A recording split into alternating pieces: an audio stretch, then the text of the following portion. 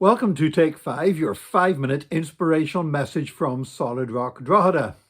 We are all unique and wonderfully made by God. You know, we may have people who look quite like us, but nobody is absolutely identical to us, not even a so-called identical twin. I remember some years ago, I was speaking at a church in Florida, in Orlando, Florida. And as I was stood there at the pulpit, I'm preaching, I looked down into the congregation and I saw the face of my daughter, Kirsty, looking back at me. The only problem was I knew fine rightly that Kirsty was back studying at school in Ireland at the time. And it just absolutely threw me. It's one of, I'm not, normally not stuck for words, but I sort of stopped mid-sentence in my preaching. I couldn't believe my eyes. I spoke to the young lady afterwards, quite definitely not my daughter, but she looked so like her. In fact, on a subsequent trip to the United States, when Kirsty was with me, I went back to the same church and the same girl was there. And I introduced her and Kirsty and they just stared at each other and said, whoa, this is weird. But the fact is that they were not identical. You know, if you'd taken their fingerprints would have been different because your fingerprints are unique to you because we're all absolutely unique, created as such by God. That's why fingerprints are used to convict people of committing crimes. Now, this is actually a fairly recent development in criminology.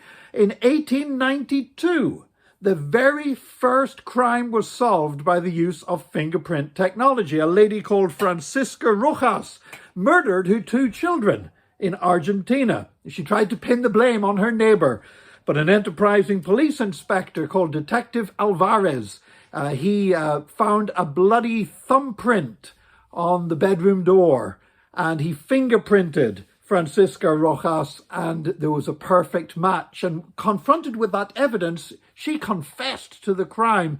And so it was the first crime ever solved by fingerprint technology.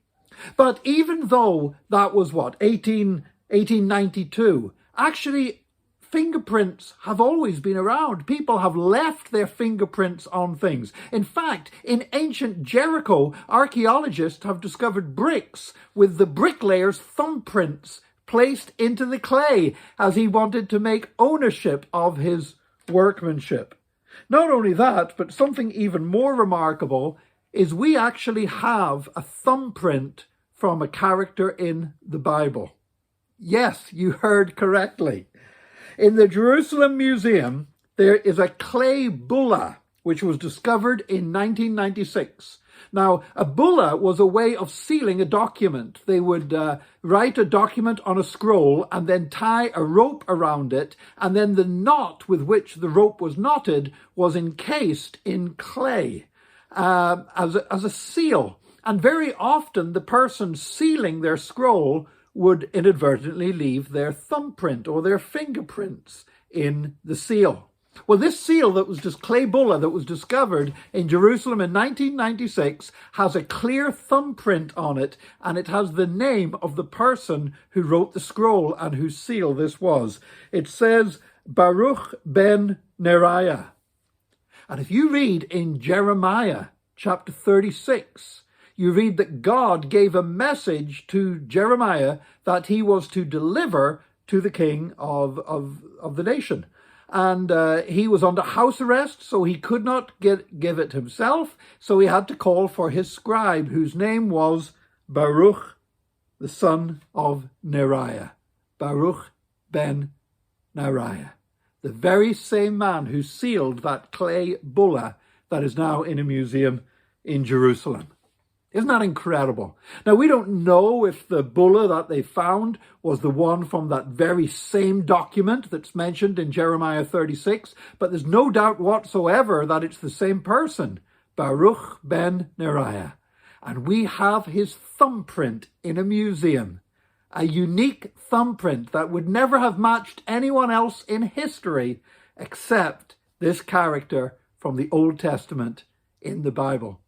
I want to tell you that the deeds that you do for God will live on after you.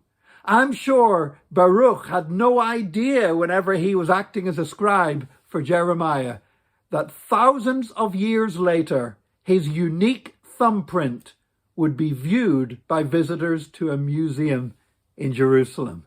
And yet he left that mark behind him for over 2,000 years.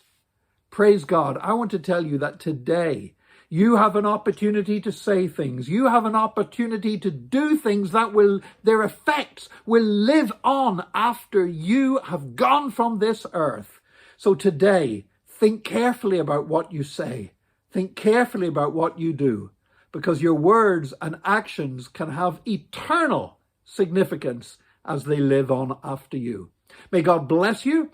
Thank you for being with us for this Take 5. Join us again tomorrow for another Take 5, your 5-minute inspirational message from Solid Rock Drogheda.